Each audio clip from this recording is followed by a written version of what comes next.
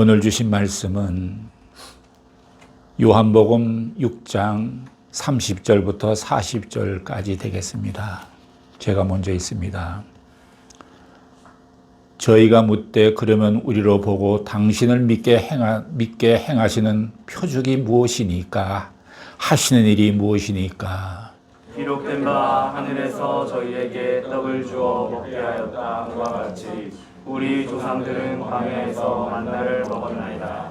예수께서 이르시되 내가 진실로 진실로 너에게 이르노니 하늘에서 내린 떡은 모세가 준 것이 아니라 오직 내 아버지가 하늘에서 내린 참떡을 너에게 주시나니 하나님의 떡은 하늘에서 내려 세상에 내린 생명을 주는 것입니다. 저희가 가로되 주여 이 떡을 항상 우리에게 주소서. 예수께서 가라사대 내가 곧 생명의 떡이니 내게 오는 자는 결코 줄이지 아니할 터이요 나를 믿는 자는 영원히 목마르지 아니하리라. 그러나 내가 너희더러 이르기를 너희는 나를 보고도 믿지 아니한도다 하였느니라. 아버지께서 내게 주시는 자는 다 내게로 올 것이요 내게 오는 자는 내가 결코 내어 쫓지 아니하리라. 내가 하늘로서 내려온 것은 내 뜻을 행하려 함이 아니요 나를 보내신 이의 뜻을 행하려 함이니라. 나를 보내신 이의 뜻은 내게 주신 자 중에 내가 하나도 잃어버리지 아니하고 마지막 날에 다시 살리는 이것이니라. 40절 함께 읽습니다. 내 아버지의 뜻은 아들을 보고 믿는 자마다 영생을 얻는 이것이니 마지막 날에 내가 이를 다시 살리리라 하시니라.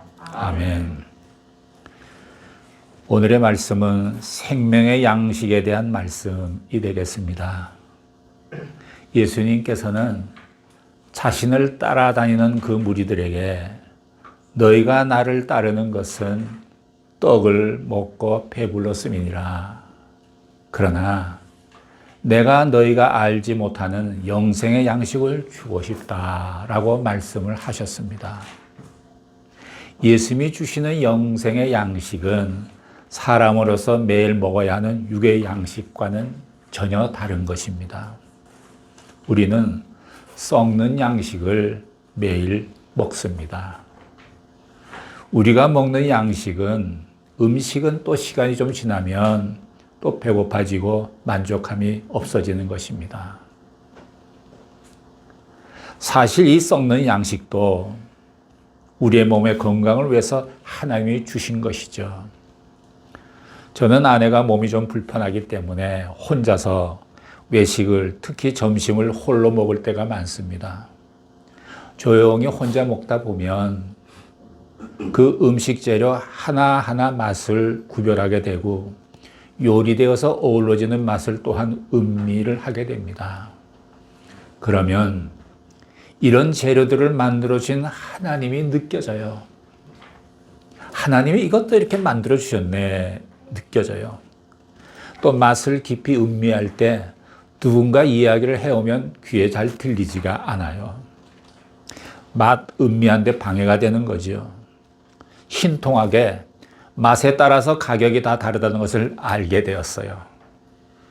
이렇게 귀한 음식 자료들을 하나님께서 우리들에게 한없이 베풀어 주셔서 우리가 즐기고 있는데 이것을 썩을 양식이라고 말하며 영원히 썩지 않는 양식을 주신다니까 그 양식은 또 얼마나 놀라운 양식일까 기대가 되지 않습니까?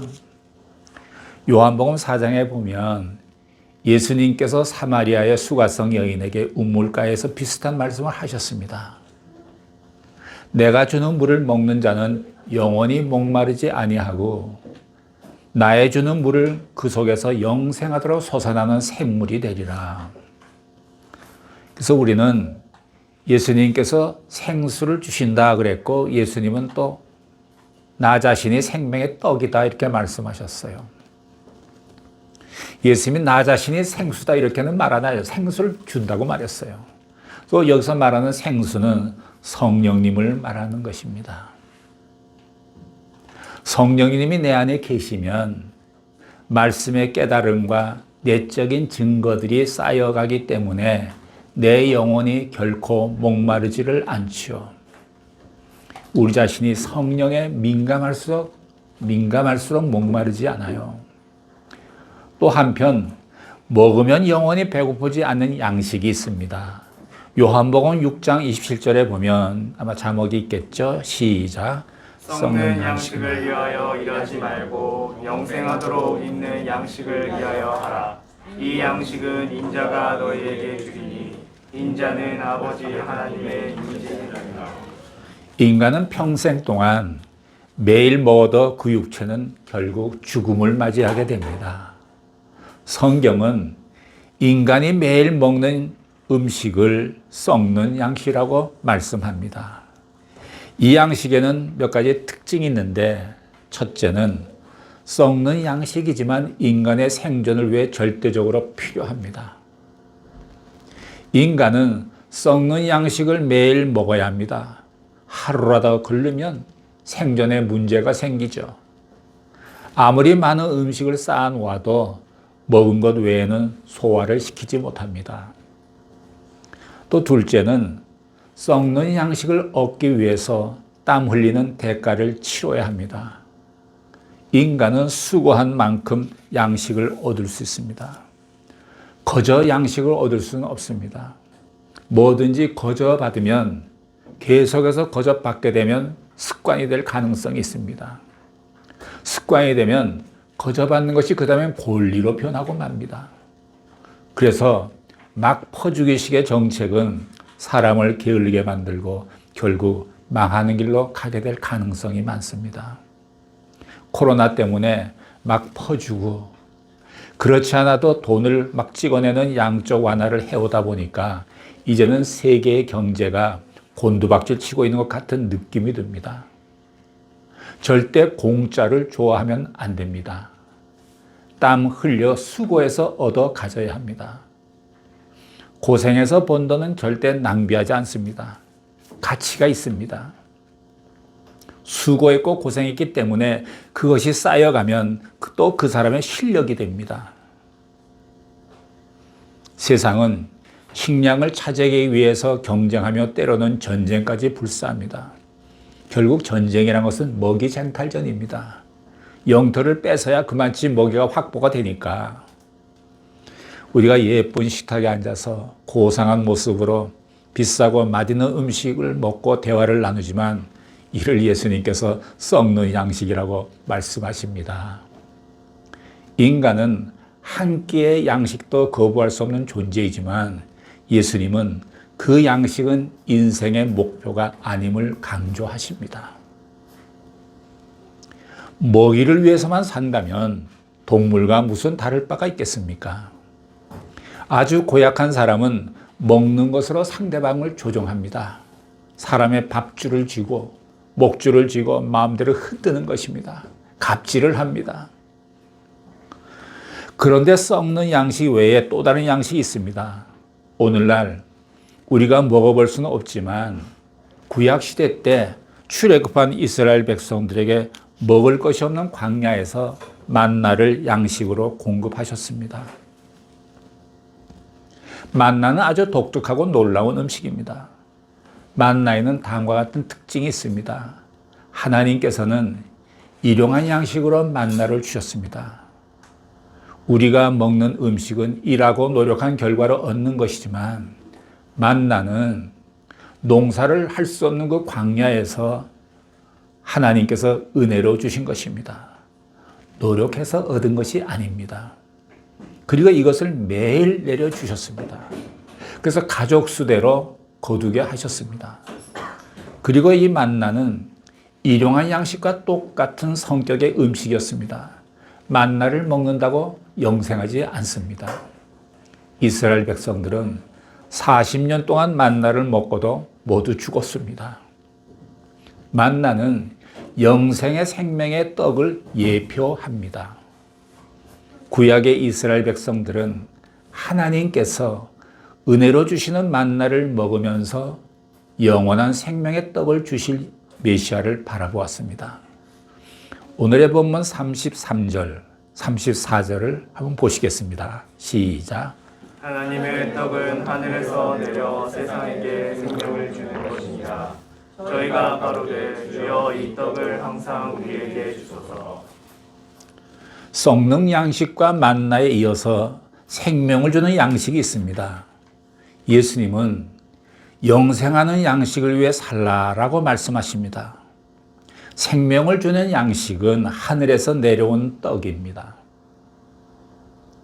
이러한 예수님의 말씀을 듣고 군중들은 이 떡을 달라고 요구합니다.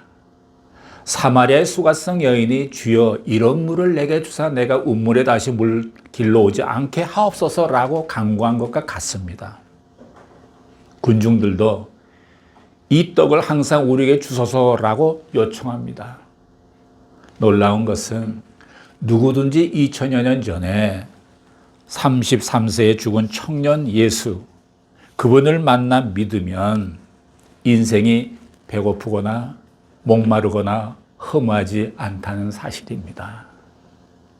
그분을 믿으면 인생이 빛으로 가득하고 영원한 생명과 부활과 진리로 샘솟는 놀라움을 경험하게 됩니다. 그런데 사람들은 이 사실을 믿기 어려워합니다. 지금은 우리가 예수를 믿어서 그렇지 상식적인 기준에서 본다면 너무나 받아들이기 힘든 말입니다. 그런데 예수님은 내가 생명의 떡이니 내가 너희를 영원히 줄이지 않게 할 양식이다 라고 선언하십니다. 하루 3끼 양식을 다 챙겨 먹고 하늘에서 내려오는 만나를 먹어도 결국은 죽지만 예수님을 만나 그분을 믿고 그분의 말씀을 먹으면 놀라운 영생을 누리게 된다는 뜻입니다. 여기서 계속 나오는 생명의 떡, 생명의 떡, 하늘에서 내려온 떡, 이거는 말씀을 말하는 것입니다. 생수는 성령님이시고 떡은 예수님, 즉 말씀이신 예수님이기 때문에 생수를 먹고 떡을 먹게 되면 내 안에 성령님이 계시게 되고 말씀이 내 안에 계시는 거죠. 그 바로 예수님이 계시는 거죠. 36절을 보시겠습니다. 36절 시작. 그러나 내가 너희더러 이르기를 너희는 나를 보고도 믿지 아니하는도다 하느니라. 기적을 본다고 모든 사람이 믿는 것은 아닙니다. 기적을 보고도 믿지 않는 사람이 있습니다. 믿는다는 것과 믿지 않는다는 것은 인식이나 감각의 문제가 아니라 마음속에서 믿지 않겠다는 오만이 있기 때문입니다. 하나님을 거부하고 싶은 불신앙, 인간의 교만, 자존심의 문제인 것입니다. 인간의 마음속에는 참 진리를 믿지 않겠다는 어리석음이 가득합니다. 그것이 죄입니다. 꺾이기 싫고 순종하기 싫고 굴복하기 싫고 끝까지 고집하고 자신을 주장해 이기려는 것은 죄입니다.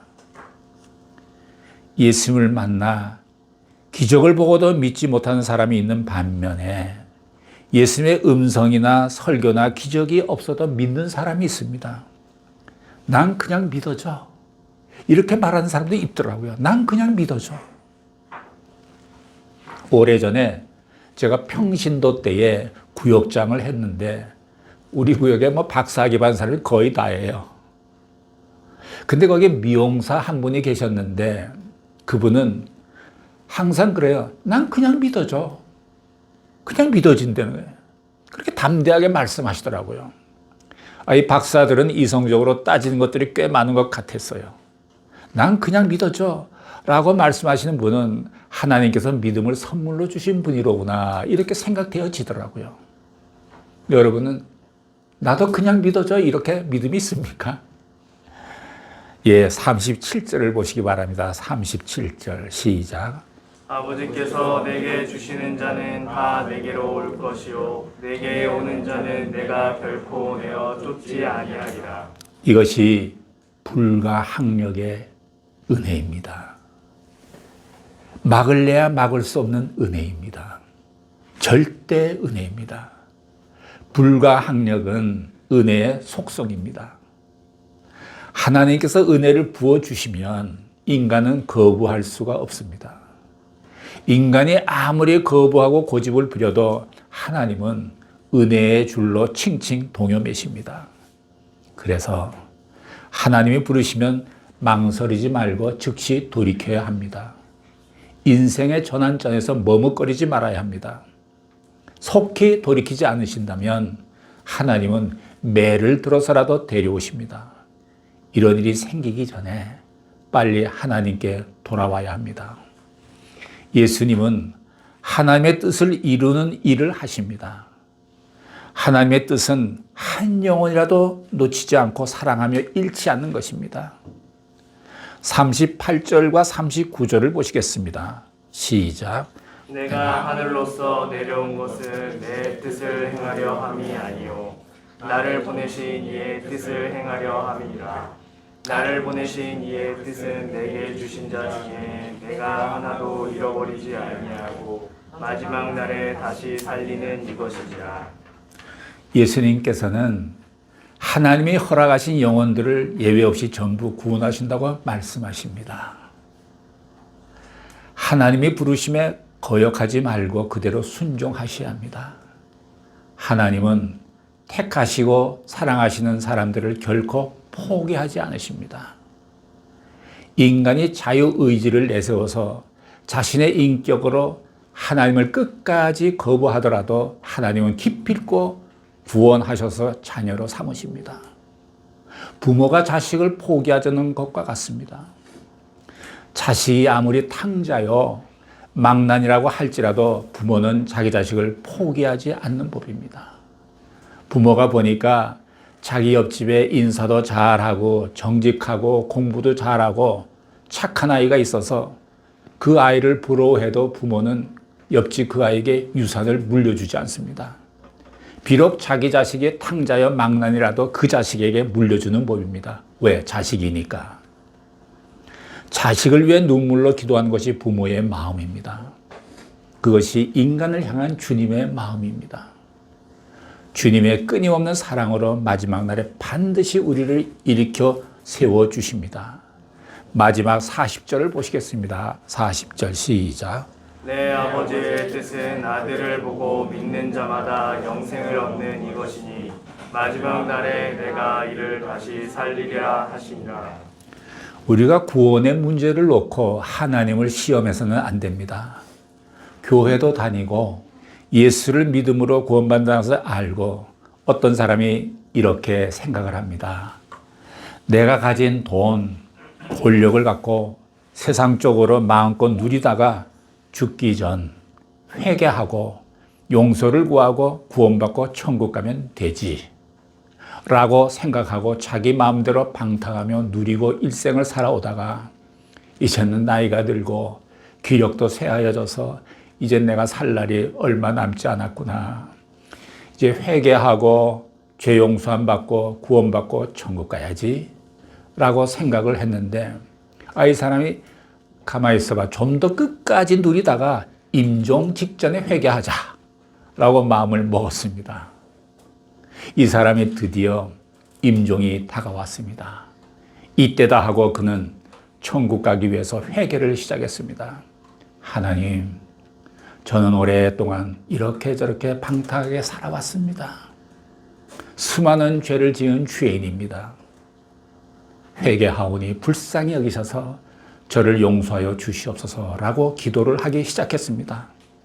그런데 마지막에 저를 용서하여 주시옵소서 하려는데 저를 용까지 하고 죽었습니다. 설을 못했습니다. 그래서 이 사람은 천국에 들어갈 수가 없다는 거죠. 극단적인 표현이지만 우리는 항상의 모습이 최후와 일치한다라는 생각으로 신앙생활을 해야 합니다. 여러분의 항상의 모습이 하나님 보시기에 아름다운 모습이 되기를 바랍니다. 하나님의 부르심을 받은 사람들은 선교사가 되어서 복음을 들고 해외로도 나갑니다. 우리가 알지 못하는 미전도 종족 가운데서도 하나님께서 택하신 자들이 있습니다. 예수를 믿게 되면 순교할 수도 있고 엄청난 핍박을 받고 있는 북한에도 하나님이 택한 자들이 많은 줄로 압니다. 북한의 지하교회에서 드려지는 예배야말로 생명을 다하여 드리는 정말 순교를 각오하며 드리는 예배입니다. 이 세상에서 현재 가장 참 교회는 북한의 지하교회라고 생각합니다. 멀지 않아 그 지하교회가 지상으로 올라갈 수 있도록 기도합니다. 북한 성도들은 남한을 위해서 기도하고 있다고 해요.